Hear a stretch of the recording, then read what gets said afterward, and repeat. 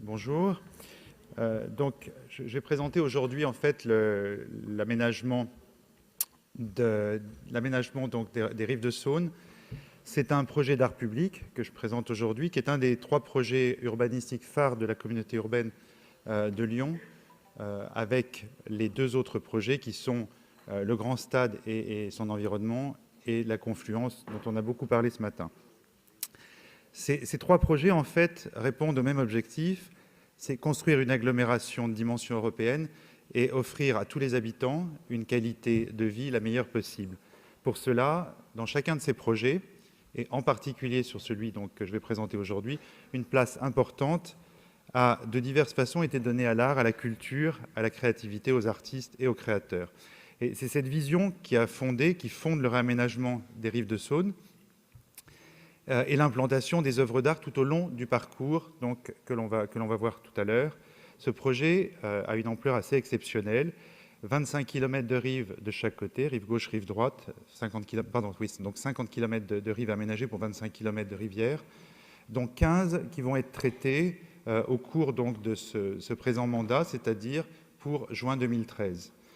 On travaille avec 8 équipes de maîtrise d'œuvre et 14 artistes ont été associés sur les 8 séquences dont on va parler maintenant.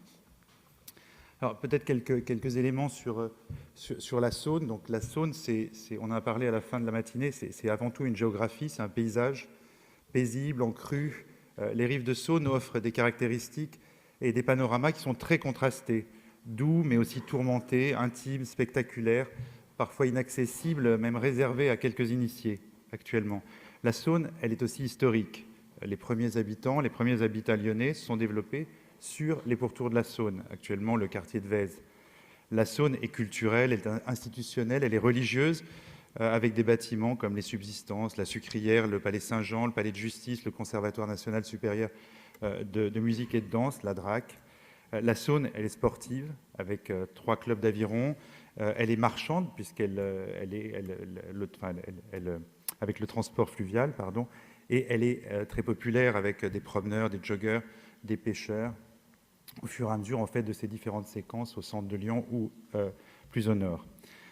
Ce projet, c'est une occasion sans précédent de créer et de proposer des liens, des lieux, des promenades continues au plus près de l'eau, des espaces de détente, de contemplation, de rêve, de permettre des usages sportifs, festifs, de mettre en scène les paysages, les architectures, de créer la surprise.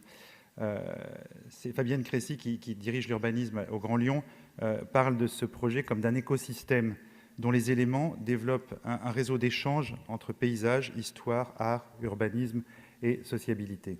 Je fais comment pour... Voilà. Donc, de manière, je vais vous présenter les projets qui vont se développer du sud au nord. Donc, sur la première séquence, qui est une séquence qui va de Lyon à Caluire, on présente très rapidement. Ce qui est en jaune, ce sont les projets qui sont en orange, pardon, en bas, sont les projets qui vont se réaliser d'ici 2013. On voit donc qu'on part de Confluent, on passe donc le pont Kirchner, le pont d'autoroute, pont SNCF, et on arrive donc dans le défilé de la Saône.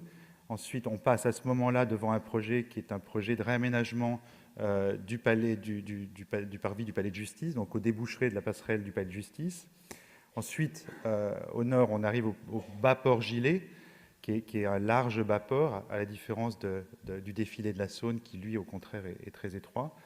Ensuite, on arrive au chemin nature, qui est un sentier de pêcheurs, qui est très étroit, pour arriver enfin à Caluire, à l'ancienne écluse de Caluire, avec les clubs d'aviron déjà à ce moment-là, et en face, l'île Barbe.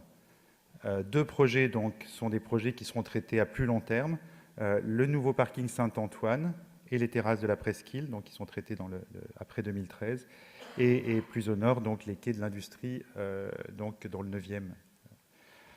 Ensuite, sur la séquence suivante, c'est la séquence du Val-de-Saône.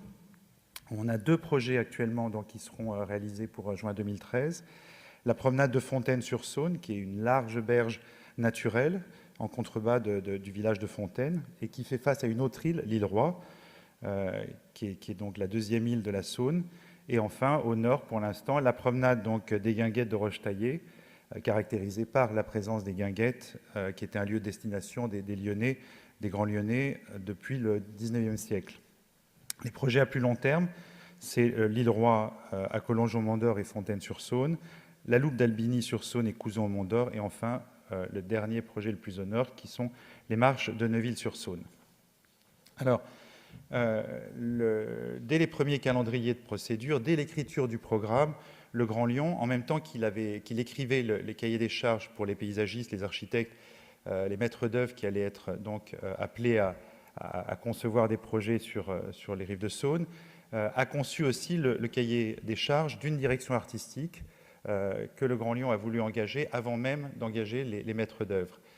Et il s'agissait en fait d'avoir en même temps, dans la conception et sur le terrain, une maîtrise d'œuvre bicéphale, où architectes, paysagistes et artistes allaient porter ensemble et simultanément leur regard et leurs projets sur les rives et la rivière. Donc, j'ai répondu avec Jérôme Sens comme directeur artistique, entre autres, parmi je ne sais combien d'équipes qui, lors d'un concours international, un appel à candidature international, il y avait 11 équipes donc, qui avaient répondu, 5 sélectionnées. Et donc, c'est notre équipe qui a été retenue sur une proposition en fait, que l'on a appelée le River Movie. C'est-à-dire, donc en juin, enfin, à l'été 2010, nous avons proposé donc un concept de programme pour donc l'aménagement de ces rives de Saône, que nous avons donc avec Jérôme Sens appelé le River Movie parce que la Saône, en fait, chaque fois que on a pu en fait remonter la Saône, se balader le long de la Saône, on a vécu comme un film, comme un travelling, comme une pellicule qui s'étire et qui crée en fait des images, des séquences différentes. Et l'idée de ce River Movie, c'était de proposer donc une succession en fait de séquences avec d'expériences à vivre, mais avec des entrées multiples. L'idée étant non pas d'un film, d'un récit en continu, mais d'un récit que chacun pouvait en fait recomposer à sa guise, mais en ayant quand même cette idée d'un récit comme celui du fleuve, du nord au sud ou du sud au nord. Enfin, le deuxième axe, disons, que l'on présentait dans notre proposition, c'était un parti hédoniste, un parti, l'idée, ce matin, Francis Rambert finissait son intervention en parlant du sensible. On souhaitait s'appuyer sur cette question du sensible, de l'émotion, du plaisir, et proposer donc aux habitants, aux visiteurs, à tous ceux qui allaient donc se promener le long de la Saône, se promener ou l'utiliser, de pouvoir réinventer lui-même à travers, en activant des œuvres, de réinventer son rapport à la rive, en l'invitant à se déplacer, en l'invitant à regarder différemment la rivière, se faire en fait son propre cinéma, pour reprendre le River Movie. Et enfin, le troisième axe que l'on avait proposé donc au Grand Lyon, c'était de proposer des œuvres qui soient des œuvres publiques. En effet, faire intervenir des artistes avec des paysagistes et des architectes le long de la Saône, c'est leur demander d'intervenir pour tous et pour chacun, avec une grande place qui devait être laissée à l'imaginaire des habitants, des riverains et des visiteurs. Donc, le choix que j'ai fait de présenter en fait le projet aujourd'hui, ce n'est pas un choix géographique, mais plutôt un choix par problématique. En effet, donc, ce que je vous propose, c'est d'aborder en fait les différentes œuvres qui vont constituer le programme, en articulant plutôt cette présentation autour de deux axes. Autour de l'axe, la question de l'échelle. En effet, quand on aborde la Saône, on aborde la Saône à travers le grand paysage, mais on aborde aussi la Saône à travers la proximité au quartier, la proximité à la rivière. Et le deuxième axe, c'est la question de l'usage, plutôt que d'avoir simplement une vision. Alors là, ce que vous voyez sur cette image, c'était en fait sur les 8 séquences qui avaient été retenues, qui sont retenues pour 2013, c'est la proposition qu'on avait faite de proposer des séquences d'émotions, en fait, de proposer aux habitants, aux visiteurs, donc des séries d'émotions plutôt de l'ordre du sens que sur un schéma plutôt artistique ou esthétique, sur un registre plutôt esthétique. Donc, la première échelle, l'échelle du grand paysage, nous avons proposé de la traiter à travers ce qu'on appelle un fil rouge, en demandant à un artiste, d'une part, d'intervenir sur la séquence qui est au centre de Lyon, qu'on a tout à l'heure vu, qui est le défilé de la Saône, mais que cet artiste puisse, dans un même vocabulaire, proposer une continuité formelle, par exemple par l'utilisation d'une même essence, d'un même matériau, d'une même essence de bois, afin de créer un fil rouge depuis le confluent jusqu'à Neuville, dernière étape, donc à une perspective plus lointaine, mais en tous les cas aujourd'hui, jusqu'à Roche-Taillée. Et que ce fil rouge soit aussi la proposition d'une série d'œuvres qui offrent une relation physique à l'environnement. En effet, l'artiste qu'on a retenu, Tadashi Kawamata, donc est un artiste japonais, mais qui intervient partout dans le monde entier, et qui vient d'inaugurer d'ailleurs une exposition à Paris à la galerie Kamel Menour, qui est une exposition assez formidable sur la question. Enfin, il réagit en fait à ce qui s'est passé au Japon, un artiste japonais, en nous proposant vraiment une œuvre très très forte. Là, en tous les cas, pour Lyon, il nous propose, à travers la question de l'expérience, une série d'œuvres autour de marcher, toucher et voir. Donc, le premier parcours, première séquence, c'est la séquence de la promenade du défilé, qu'on a, nous, intitulé en termes d'expérience, flâner entre terre et eau. Le défilé donc, de la Saône, c'est une séquence très urbaine, de 2500 mètres, étroite, patrimoniale. On est en plein cœur du site classé au patrimoine mondial de l'UNESCO. L'agence IL, donc, qui était l'agence de paysage en charge du projet d'aménagement, avait proposé de réaliser une continuité végétale et minérale, mais une continuité en aménageant de nouveaux espaces de détente, de contemplation, et en créant des liaisons avec les quartiers hauts. Donc, on a demandé on a marié, en fait, si on peut dire, l'agence de paysage à Tadashi Kawamata, et sur cette séquence-là, l'artiste a proposé 3 interventions. Une première qui est un belvédère sur la pile du pont d'Ainay. Le pont d'Ainay, c'est dans le quartier d'Ainay, il y avait un pont qui traversait la Saône à ce moment-là, qui a été détruit. Il ne reste que les 2 piles en fait, de chaque côté. Et sur l'une des piles, donc, l'artiste propose de créer ce belvédère qui vient en surplomb de la Saône, donc qui est non seulement un rappel de l'histoire du quartier, mais aussi la création d'un nouveau point de vue sur l'environnement. Donc une terrasse assez large qui permet à l'artiste de développer un nouveau vocabulaire chez lui, puisqu'en général, il n'utilise que le bois. Et là, en fait, il a souhaité utiliser aussi l'acier galvanisé pour faire ce double garde-corps en bordure. Et donc, on voit là, à travers les photographies, ce que cela propose comme nouveau point de vue. C'est une façon de mettre le doigt sur des éléments de paysage que l'on ne verrait pas habituellement. Ou en tous les cas, moins bien, on passerait à côté. C'est cette idée, et on en trouvera plusieurs le long de la présentation, cette notion de nouveau point de vue sur la Saône offert par les interventions des artistes. La deuxième séquence, c'est une séquence, là on est juste en face du palais de justice, c'est la double rampe, on est devant le parking Saint-Antoine en fait. À ce moment-là, donc le franchissement en fait du parking Saint-Antoine en bordure de Saône est impossible. Donc les paysagistes avaient proposé de faire une estacade, c'est-à-dire une promenade qui vient sur la Saône, et avec l'artiste, ils ont travaillé sur un dispositif qui permette en même temps donc, de passer devant le parking, de contempler en fait le vieux Lyon qui est en face, mais aussi de remonter sur la partie haute, de faire une liaison entre le haut et le bas. Et donc, Tadashi Kawamata propose une double rampe, un peu à la manière d'un escalier à double hélice, où en fait on monte et on descend en se croisant, enfin en se passant dessus-dessous, une espèce d'expérience un petit peu enfin, expérience physique, mais qui en même temps est un accès handicapé, donc avec une pente tout à fait réglementaire pour passer du haut en bas.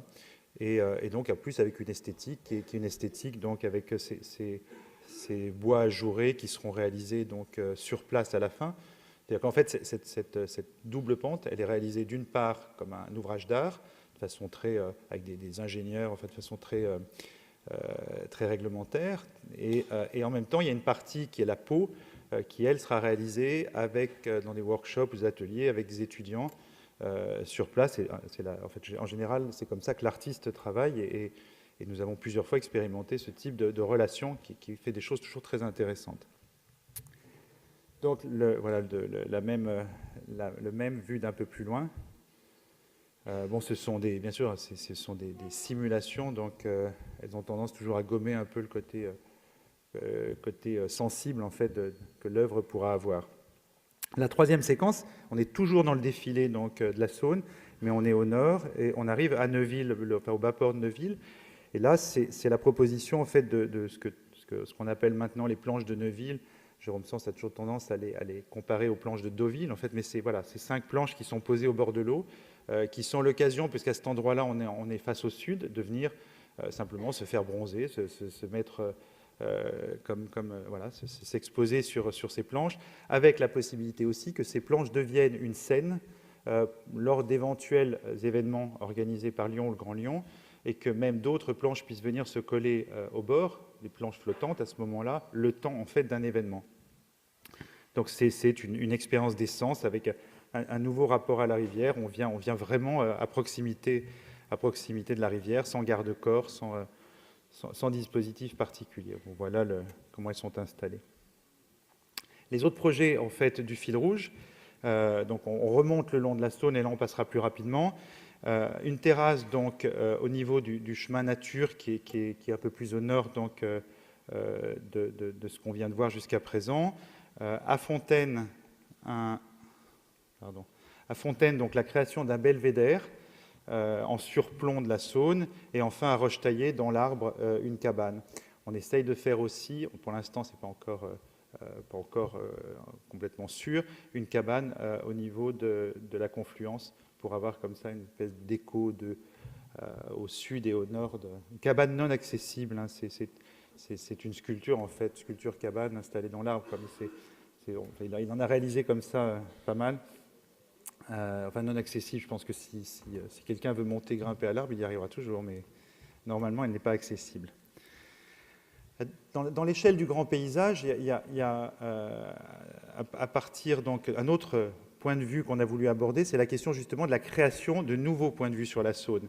En effet, on est sur la dimension de la grande échelle, et ce qu'on voulait proposer et ce qu'on a proposé avec les paysagistes, puisque chaque fois, en fait, tout ce que l'on vous montre, tout ce que l'on voit là, ce sont le résultat d'un travail de conception et d'instruction qui s'est fait vraiment en collaboration paysagiste-artiste. Donc il y a certains endroits où les paysagistes voulaient créer des points de vue en surélevant par exemple le public, en surélevant le spectateur, ou alors à certains moments le grand paysage était particulièrement intéressant, et donc la demande a été faite aux artistes de créer à ces endroits-là des points de vue particuliers. Donc on commence par l'ancienne écluse de Caluire, où on proposait en fait une expérience tournée autour de Entrer dans la légende. On est juste en face de l'île Barbe, donc qui possède une histoire druidique, une histoire où on raconte même que des sacrifices ont eu lieu. Enfin, voilà, il y a tout des fantasmes autour de cette île-là. Et l'agence Île, donc, qui est la même agence qui était en charge du défilé de la Saône, a réalisé à cet endroit-là une promenade d'1 km, qui est une promenade qui se met vraiment au chevet de l'île Barbe. La proposition, c'est de se mettre en regard de l'île Barbe et d'en faire une promenade de contemplation pour cette île. Et à l'endroit de l'ancienne écluse, où actuellement il y a plutôt des bateaux en réparation, des péniches en réparation, c'est de créer un nouvel espace public en réhabilitant l'ancienne écluse en halte fluviale, avec une péniche-restaurant et la mise en valeur des 2 clubs d'aviron qui se trouvent à cet endroit-là. L'ambition, c'est de créer en fait une relation entre cette rive gauche, et l'île Barbe. Et l'artiste que l'on a invité, c'est Jean-Michel Othoniel. Bon, certains d'entre vous connaissent peut-être le travail qui a été pas mal montré à Paris sur la place Colette, devant la Comédie Française, merci, la sortie de métro en fait. Et là, en fait, Jean-Michel Othoniel nous propose donc un regard contemporain en fait sur la magie et l'histoire du lieu, l'histoire de l'île Barbe, en introduisant donc une histoire dans l'histoire, en installant donc ce belvédère qui est réalisé donc en fonte d'aluminium et en verre de Murano, belvédère à partir duquel, donc quand on est monté dessus, on peut voir l'île Barbe en face, l'île Barbe sur laquelle l'artiste propose d'installer 3 lanternes qui sont un peu comme les fées de l'île Barbe, donc en créant cette relation entre les deux rives. Mettre en valeur aussi le bajoyer. Le bajoyer, c'est la partie de l'écluse qui est en pierre, qui permettait de fermer l'écluse et qui aujourd'hui est non accessible. Donc là, ce serait une occasion pour le rendre accessible. Et donc de créer des points de vue sur la Saône, des points de vue autres que le point de vue d'ailleurs sur l'île Barbe, c'est ceux que vous voyez sur cette image-là. Plus au nord, on arrive à Rochetaillé, où sur la question des points de vue, donc 2 artistes ont travaillé. Cette promenade-là, on a voulu proposer une expérience qu'on a appelée « Changer de perspective ». Emmanuel Jalbert, donc de l'agence In Situ, aménage les 2200 mètres de promenade sur le chemin de la plage.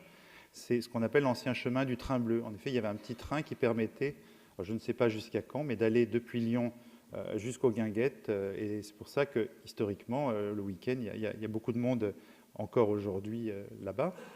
Ceci donc est jalonné de guinguettes, d'activités, donc qui sont souvent en lien avec la Saône. Même si la baignade est interdite, on est quand même presque dans un univers de plage.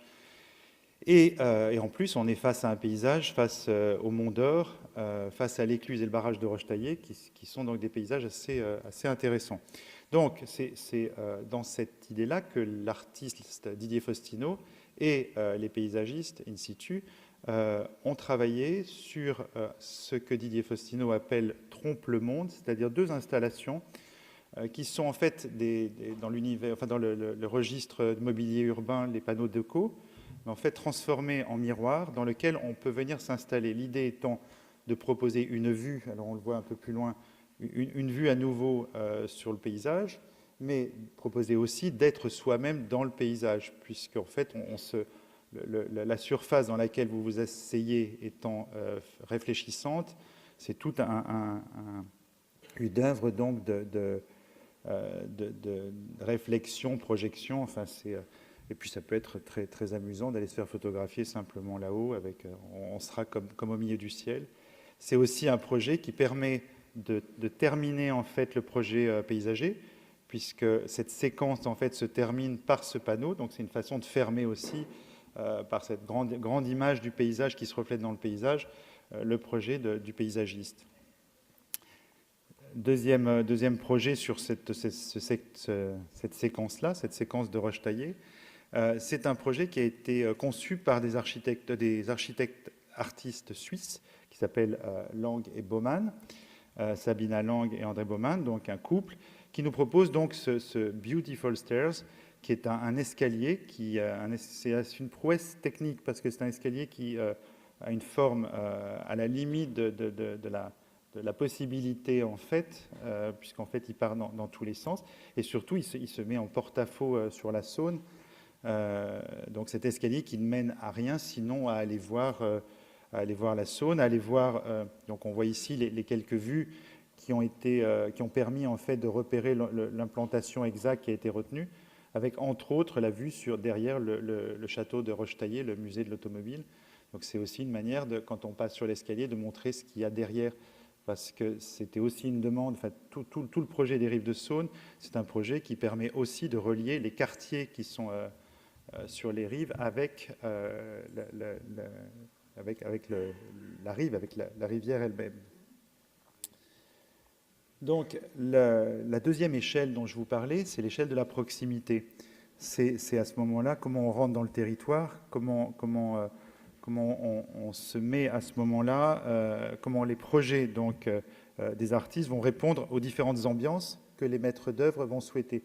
Parce que la Saône a cette... Enfin, dans l'introduction, je l'ai précisé, mais c'est vrai que la Saône change très très vite en fait d'ambiance.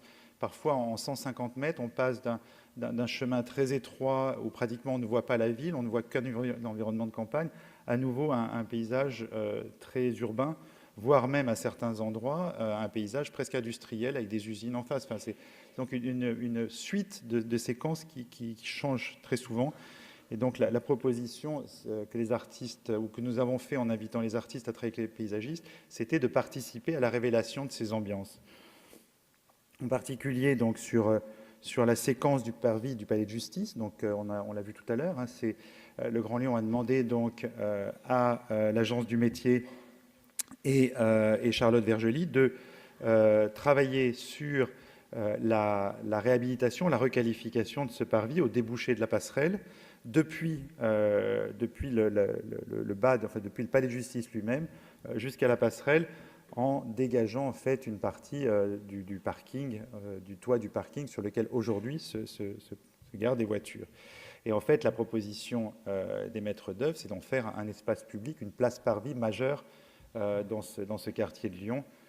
Et donc, on a demandé à un couple d'artistes danois, donc Emgrin et Draxet, de réaliser donc une œuvre qui soit une œuvre symbolique à l'échelle donc de ce lieu, de cette place. Et les artistes nous ont proposé donc cette sculpture qui s'appelle The Weight of Myself, le poids de soi-même. Enfin, la traduction française, on ne sait toujours pas, c'est le poids de moi-même, le poids de soi-même, the weight of himself, of myself. Voilà. En tous les cas, c'est un homme qui se porte lui-même et qui se sort lui-même de l'eau en se dégageant. C'est une pietà contemporaine. L'idée étant aussi de jouer sur l'aspect classique de la sculpture, puisqu'en fait, elle sera réalisée en poudre de marbre blanc, mais avec des personnages qui sont des personnages tout à fait contemporains.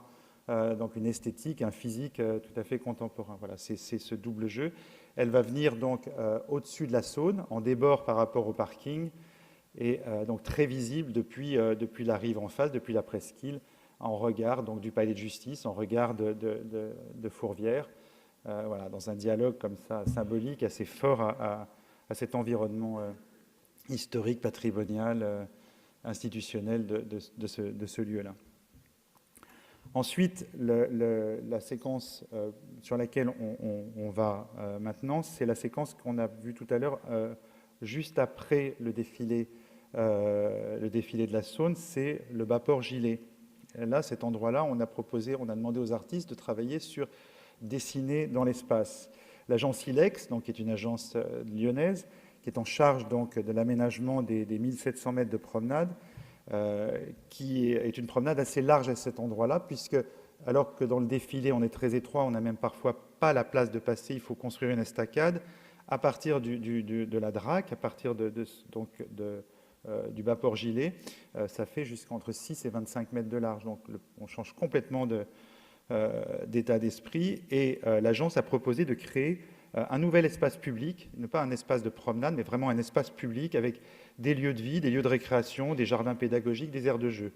Et donc les artistes qui ont été invités à travailler avec les paysagistes sur ce site-là, selon donc cette problématique-là, c'est Pablo Reynoso, donc, qui est un artiste argentin, et qui propose une série de nouages qui sont en fait des bancs qui se déploient pour rappeler pour certains la croissance végétale, pour rappeler pour d'autres les fils des canuts, les cordes des bateliers, et pour en tous les cas relier le quai bas au quai haut, puisque la sculpture en fait se déploie pour monter sur le quai haut. Et évidemment, elle a une fonction d'usage puisqu'elle sert sur sa partie banc à s'asseoir et à rester sur ces endroits donc, de contemplation.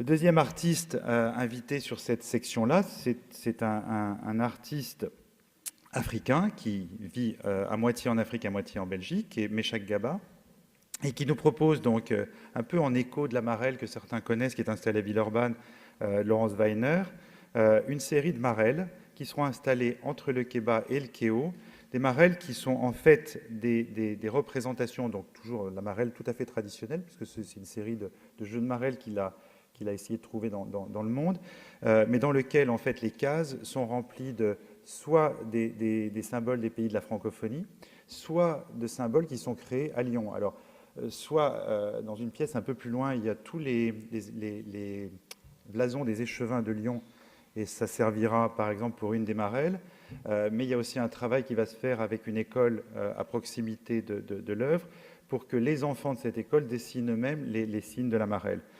Donc c'est aussi une façon, en jouant, de proposer par la série de marelles un parcours entre le quartier haut et le quai. Voilà. Le parcours, la séquence suivante, on est là très au nord, on est beaucoup plus au nord, on est à Fontaine-sur-Saône.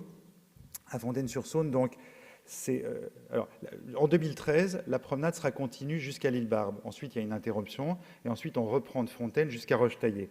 À Fontaine, donc, c'est Tim Boursier-Mougenot, donc, et l'agence Alep, qui aménage 1700 mètres de promenade. Et en fait, ils ont une proposition qui est vraiment faite de séquences qui sont travaillées au plus près de l'eau, avec des petites prairies, des surprises, des anses. Et donc, c'est un artiste lyonnais, le Gentil Garçon, qui propose donc une série d'objets sculptures qu'il va installer en fonction donc des ambiances, en fonction des usages particuliers. Là, par exemple, c'est un arbre à poissons qui est installé donc à l'endroit d'un club de pêcheurs, donc où on retrouve pour certains une petite île qui est une île bétonnée assez rigolote. Un peu plus loin, donc c'est une série de cheminées qui rappellent en fait le paysage industriel qui est de l'autre côté. À un autre endroit, c'est une série de nœuds présentés comme dans un musée, qui sont des nœuds soit de la batellerie, soit qui rappellent le nœud de l'amour, qui ne se déploie jamais, enfin qui ne peut pas s'ouvrir, enfin d'autres, voilà, c'est une série de...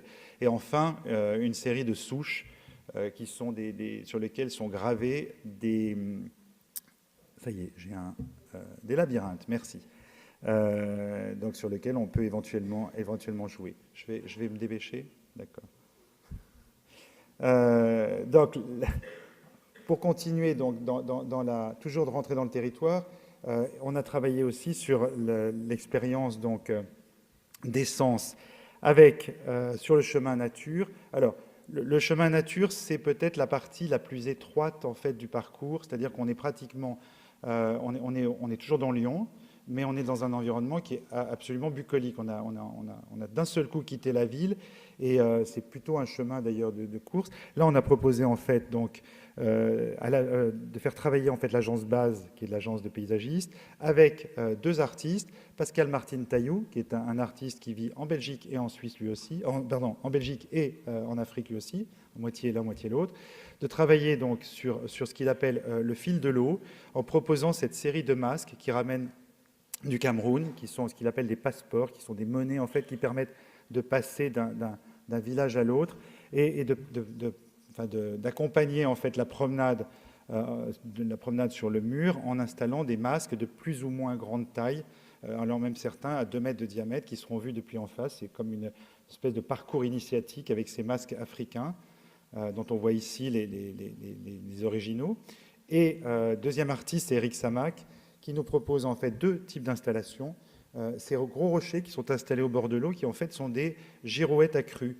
Ce sont des rochers qui peuvent bouger, et donc quand l'eau descend, quand l'eau de la Saône redescend à son niveau normal, elles se remettent en position donc transversale à la rivière. Mais quand il y a une crue, en fait, la crue les fait bouger.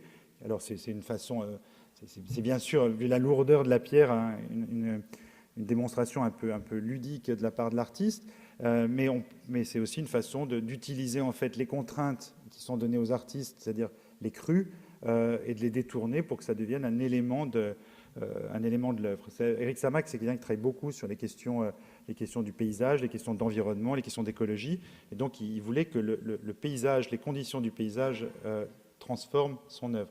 Donc il y a cette œuvre, et il y a une autre œuvre donc proposée par lui, qui est une série de lucioles qui sont installées. Il y a un nuage de plus de 150 lucioles qui sont en fait des cellules photovoltaïques qui sont coulées dans de la résine, qui seront installées dans le mur et qui vont se recharger maintenant de façon éternelle, telle façon donc à chaque nuit en fait clignoter dans une couleur et un rythme qui est vraiment la couleur de la Luciola urbana, qui est la nouvelle luciole donc urbaine inventée par Samac, pour dénoncer aussi le fait que les villes trop éclairées aujourd'hui ont fait fuir en fait une grande partie justement de cette faune, en particulier donc de ces petites bêtes.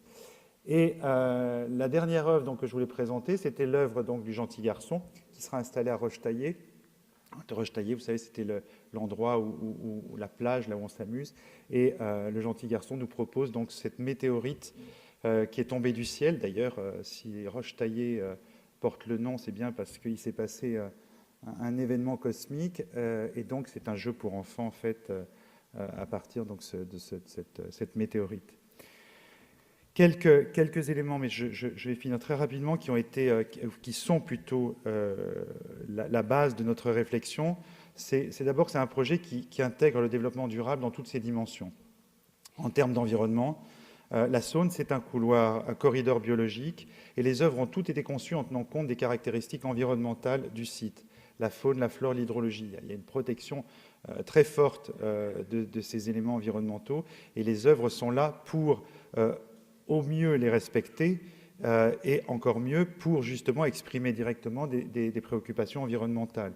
Tadashi Kawamata, par exemple, est réalisé, donc toutes les œuvres qu'on a vues en bois sont réalisées avec la filière bois de la région Rhône-Alpes, donc avec des bois qui viennent donc de la région Rhône-Alpes, et donc c'est une réflexion aussi sur le matériau biodégradable et renouvelable à l'infini lorsque son exploitation est gérée de manière raisonnée. Éric Samag, qu'on vient de voir, avec ses lucioles, donc qui sont effectivement autonomes en énergie et qui dénoncent en fait donc ce que je disais tout à l'heure sur la question de l'éclairage. Le développement durable aussi dans sa dimension économique.